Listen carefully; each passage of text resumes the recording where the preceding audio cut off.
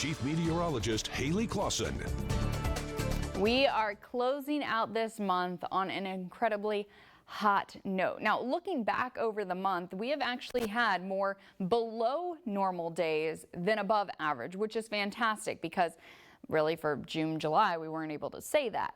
However, look at how we're ending things. Yesterday, we had a high of 116, notable climb from this past weekend and the start of the work week. Today, 115 degrees. An average high for today's date would be 106. So, no, we're not quite feeling what we should for this time of year. In fact, we are going to be keeping the heat through the rest of the week and even into next week. So here we are on a Wednesday.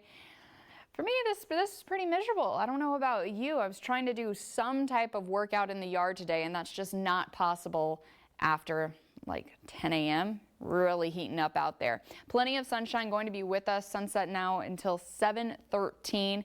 It's coming earlier and earlier, which is great, especially when we're dealing with these hot temperatures, because that means a little bit more relief, at least when you step outside trying to walk the dog one final time.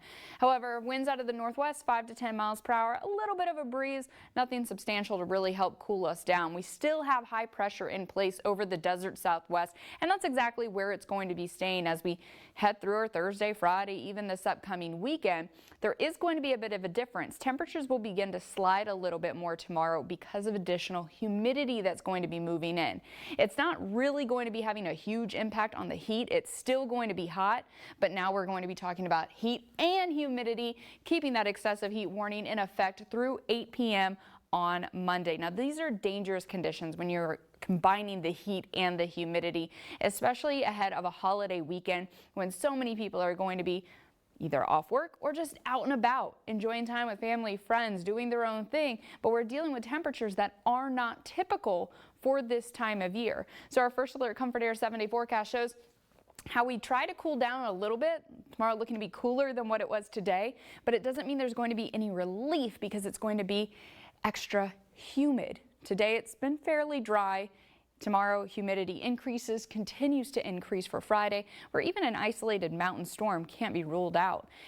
Looking ahead towards next week, the heat continues, but at least a little bit more relief overnight. The news continues after the break. You're watching News Channel 3, the Desert's news leader.